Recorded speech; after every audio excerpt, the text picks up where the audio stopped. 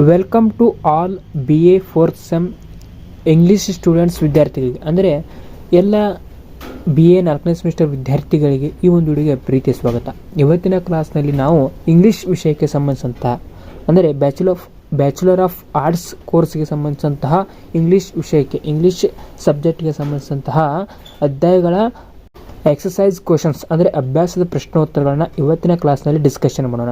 ಅದರಲ್ಲಿ ಇವತ್ತಿನ ಕ್ಲಾಸ್ನಲ್ಲಿ ನಾವು ಯೂನಿಟ್ 1ನಲ್ಲಿ ಬರುವಂತಹ ಯೂನಿಟ್ 1 ಯಾವುದು ಅಂದರೆ ಎನಿಮಲ್ ಫಾರ್ಮ್ ಅನ್ನುವಂಥದ್ದು ಇದು ಒಂದು ಪ್ರಾಣಿಗಳ ತೋಟ.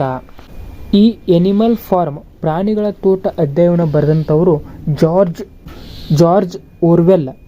ಹಾಗಾದರೆ ಇವತ್ತಿನ ಕ್ಲಾಸ್ನಲ್ಲಿ ನಾವು ಈ ಎನಿಮಲ್ ಫಾರ್ಮ್ ಅಲ್ಲಿ ಬರುವಂತಹ ಎಕ್ಸಾಮಲ್ಲಿ ಕೇಳುವಂತಹ ಪ್ರಶ್ನೆಗಳನ್ನು ಕನ್ನಡದಲ್ಲಿ ತಿಳ್ಕೊಳ್ತಾ ಕನ್ನಡದಲ್ಲಿ ಎಕ್ಸ್ಪ್ಲನೇಷನ್ ಹೇಳ್ಕೊತಾ ನಿಮಗೆ ಹೋಗ್ತೀನಿ. ಅದಕ್ಕಾಗಿ ಈ ಒಂದು ನಮ್ಮ ಪ್ರಯತ್ನ ಇಷ್ಟ ಆಗ್ತಿದ್ರೆ ವಿಡಿಯೋನ ಕೊನೆ ತನಕ ನೋಡಿ, ಇಷ್ಟ ಆದರೆ ಲೈಕ್ ಮಾಡಿ ಅಂತ ಹೇಳ್ತಾ ಇದೇ ರೀತಿಯ ಡಿಗ್ರಿ ವಿಡಿಯೋಗಳು ಎಲ್ಲ ವಿಡಿಯೋಗಳನ್ನ ಪಡೆಯಲು ತಪ್ಪದೆ ಚಾನಲ್ಗೆ ಸಬ್ಸ್ಕ್ರೈಬ್ ಆಗಿ ಅಂತ ಹೇಳ್ತಾ ಇವತ್ತಿನ ಕ್ಲಾಸ್ನ ಸ್ಟಾರ್ಟ್ ಮಾಡೋಣ ಬನ್ನಿ. ಈ ಎನಿಮಲ್ ಫಾರ್ಮಲ್ಲಿ ಬರುವಂತಹ 2 ಮಾರ್ಕ್ಸ್ ಕ್ವಶನ್ಸ್ ಆ್ಯಂಡ್ ಆನ್ಸರ್ಸನ್ನು ಇವತ್ತಿನ ಕ್ಲಾಸ್ನಿಂದ ಸ್ಟಾರ್ಟ್ ಮಾಡೋಣ. 2 ಮಾರ್ಕ್ಸ್ ಕ್ವಶನ್ಸ್ ಆಗಿರ್ಬೋದು, ಎಕ್ಸಸೈಸ್ ಎಸ್ಸೆ ಟೈಪ್ಸ್ ಕ್ವಶನ್ಸ್ ಆಗಿರ್ಬೋದು, ಎಲ್ಲವನ್ನ ಡಿಸ್ಕಷನ್ ಮಾಡೋಣ. ಹಾಗಾದರೆ ಇವತ್ತಿನ 2 ಮಾರ್ಕ್ಸ್ ಕ್ವಶನಲ್ಲಿ ಬರುವಂಥ ಕ್ವೆಶನ್ ನಂಬರ್ 1 ಯಾವುದು ಅಂದರೆ why is Animal Farm and allegory. ಈ ಕ್ವೆಶನ್ ಮೀನಿಂಗ್ ಏನು ಅಂದರೆ ಎನಿಮಲ್ ಫಾರ್ಮ್ ಯಾಕೆ ಸಾಂಕೇತಿಕವಾಗಿದೆ, ಈ ಎನಿಮಲ್ ಫಾರ್ಮ್ ಅನ್ನುವಂತಹ ಅಧ್ಯಾಯ ಯಾಕೆ ಇದನ್ನ ಸಾಂಕೇತಿಕವಾಗಿದೆ ಅಂತ ಹೇಳ್ತಾರೆ. ಸಾಂಕೇತಿಕ ಅಂದರೆ ವರ್ಣನೆ ಮಾಡಿ ಹೇಳ್ತಾರೆ. ಅಂದರೆ ಈ ವಿಷಯವನ್ನು ಈ ಒಂದು ಎನಿಮಲ್ ಫಾರ್ಮನ್ನು ಇಟ್ಕೊಂಡು ಬೇರೆ ಒಂದು ವಿಷಯವನ್ನು ಹೇಳ್ತಾರೆ, ಅದಕ್ಕೆ ಸಾಂಕೇತಿಕ ಅಂತ ಕರೀತಾರೆ. ಯಾಕೆ ಇದನ್ನು ಆ ರೀತಿ ಕರೀತಾರೆ ಅಂತ ಈ ಒಂದು ಕ್ವೆಶನ್ನ ಅರ್ಥ. ಹಾಗಾದರೆ ಈ ಕ್ವೆಶನ್ನ ಆನ್ಸರ್ ನೋಡೋದಾದರೆ An allegory is a story in which the events and characters stand for something besides themselves. ಅಂದರೆ ಈ ಸಾಂಕೇತಿಕ ಕಥೆ ಎಂದರೆ ಈ ಒಂದು ಸಾಂಕೇತಿಕ ಕಥೆ ಎನ್ನುವುದು ಒಂದು ಘಟನೆಗಳ ಕುರಿತು ಮತ್ತು ಪಾತ್ರಗಳನ್ನು ತಮ್ಮ ಹೊರತಾಗಿ ಅಂದರೆ ಅವುಗಳ ಪಾತ್ರವನ್ನು ಹೊರತಾಗಿ ಏನನ್ನಾದರೂ ನಿಲ್ಲುವ ಕತೆ, ಏನನ್ನಾದರೂ ಬೇರೆಯನ್ನ ಹೇಳುವಂಥ ಕತೆ. ಅಂದರೆ ತಮ್ಮ ಪಾತ್ರವನ್ನು ಇಟ್ಕೊಂಡು ಬೇರೆ ವಿಷಯದ ಬಗ್ಗೆ ಇಂಡೈರೆಕ್ಟ್ ಆಗಿ ಹೇಳುವಂಥ ಕತೆಗೆ ಏನು ಅಂತ ಕರೀತಾರೆ ಅಂದರೆ ಸಾಂಕೇತಿಕ ಕತೆ ಅಥವಾ ಎಲೆಗೋರಿ ಅಂತ ಕರೀತಾರೆ. The characters and events of Animal Farm represent the real people and events of the Russian revolution and its aftermath. ಈ ಒಂದು ಎನಿಮಲ್ ಫಾರ್ಮಲ್ಲಿ ಬರುವಂತಹ ಪಾತ್ರಗಳು ಅಥವಾ ಕಥೆಗಳು ಈಗ ಯಾವುದಕ್ಕೆ ಸಂಬಂಧಪಟ್ಟಿದೆ ಅಂದರೆ ರಷ್ಯಾ ಕ್ರಾಂತಿಯ ನೈಜ ಅಥವಾ ಅಲ್ಲಿಯಂಥ ಜನರ ಘಟನೆಗಳ ಬಗ್ಗೆ ಈ ಒಂದು ಎನಿಮಲ್ ಫಾರ್ಮ್ ಪಾತ್ರಗಳು ಆ ಒಂದು ರಷ್ಯಾ ಕ್ರಾಂತಿಯ ಬಗ್ಗೆ ತಿಳಿಸ್ತವೆ. Orwell wrote Animal Farm because he wanted to tell the true story of the Russian revolution. ಅಂದರೆ ಅರ್ವೆಲ್ ಅವರು ಅಂದರೆ ಈ ಕಥೆಯನ್ನು ಬರೆದಿರ್ತಕ್ಕಂಥವ್ರು ಯಾರು? ಜಾರ್ಜ್ ಅರ್ವೆಲ್ ಅವರು ಒಂದು ಈ ಎನಿಮಲ್ ಫಾರ್ಮ್ ಅನ್ನುವಂಥ ಕಥೆಯನ್ನು ರಷ್ಯಾದ ಕ್ರಾಂತಿಯ ನೈಜ ಕಥೆಯನ್ನು ಎಲ್ಲರಿಗೂ ಅರ್ಥವಾಗುವ ರೀತಿಯಲ್ಲಿ ಹೇಳುವಲ್ಲಿ ಬಯಸಿದ್ದರು. ಆದ್ದರಿಂದ ಎನಿಮಲ್ ಫಾರ್ಮ್ ಅನ್ನುವಂಥ ಒಂದು ನಾವೆಲನ್ನು ಇಟ್ಕೊಂಡು ಈ ಒಂದು ರಷ್ಯನ್ ರೆವಲ್ಯೂಷನನ್ನು ಅವರು ಎಕ್ಸ್ಪ್ಲೇನ್ ಮಾಡ್ತಾರೆ ಅಂತ ಹೇಳ್ಬೋದು. Even if they didn't know all the historical details.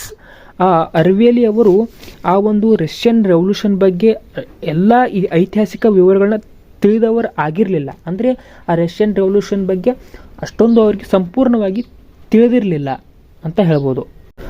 However Animal Farm is not only an allegory of Russian history. ಅಂದರೆ ಈ ಎನಿಮಲ್ ಫಾರ್ಮ್ ಅನ್ನೋದು ಕೇವಲ ರಷ್ಯನ್ ಕ್ರಾಂತಿ ಬಗ್ಗೆ ವರ್ಣನೆ ಮಾಡುವಂತಹ ಸಂಗತಿ, ಕತೆ ಅಥವಾ ನಾಟಕ ಅಲ್ಲ. ಇದು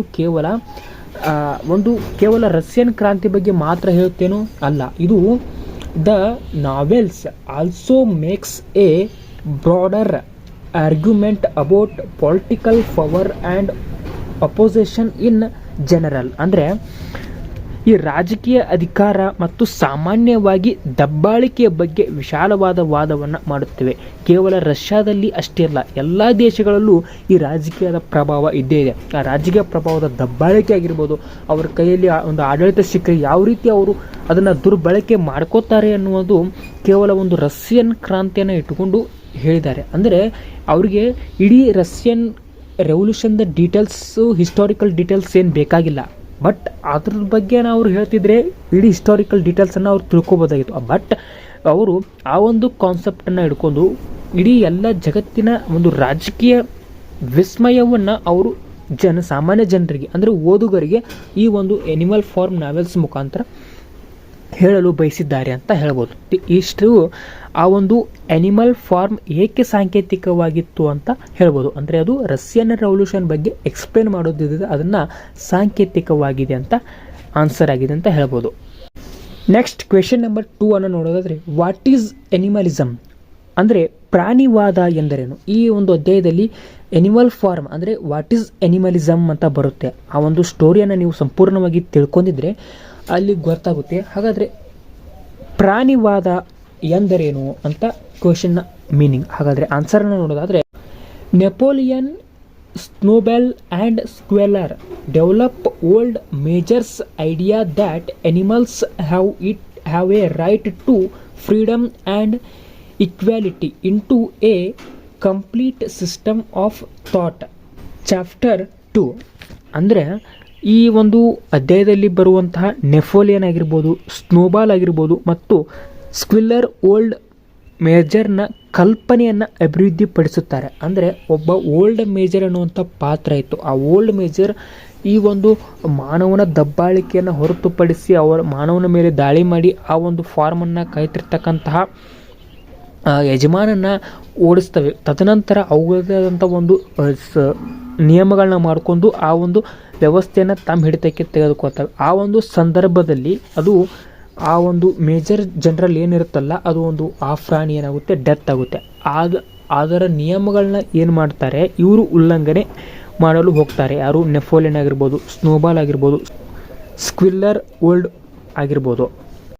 ಅಲ್ಲಿರ್ತಕ್ಕಂತಹ ಎಲ್ಲ ಪ್ರಾಣಿಗಳ ವ್ಯವಸ್ಥೆ ಸ್ವಾತಂತ್ರ್ಯ ಮತ್ತು ಸಮಾನತೆ ಹಕ್ಕನ್ನು ಸಂಪೂರ್ಣವಾಗಿ ಒಂದು ಚಿಂತನೆಯ ವ್ಯವಸ್ಥೆಗೆ ತಂದು ಬಿಡ್ತದೆ ಅಂತ ಹೇಳ್ಬೋದು. ಅಂದರೆ ಆ ಅಧ್ಯಾಯ 2ರಲ್ಲಿ ಅಥವಾ ದೃಶ್ಯ 2ರಲ್ಲಿ ನಾವು ಅದನ್ನು ಗಮನಿಸಬಹುದು. ಇದಕ್ಕೆ ಏನಂತ ಕರೀತಾರೆ ಅಂದರೆ ವಿಚ್ ದೇ ಕಾಲ್ ಎನಿಮಲಿಸಮ್. ಅಂದರೆ ಇದನ್ನು ಏನು ಕರೀತಾರೆ ಅಂದರೆ ಪ್ರಾಣಿವಾದ ಅಂತ ಕರೀತಾರೆ. ಅವ್ರಿಗೆ ಮೊದಲಿರ್ತಕ್ಕಂಥ ನಿಯಮಗಳು ಎಲ್ಲ ಗೊಂದಲಮಯವಾಗಿ ಸೃಷ್ಟಿಯಾದಂಥದ್ದಕ್ಕೆ ಏನಂತಾರೆ, ಪ್ರಾಣಿವಾದ, ಎನಿಮಲಿಸಮ್ ಅಂತ ಕರೀತಾರೆ. Next, the central beliefs of animalism are expressed in the 7 commandments.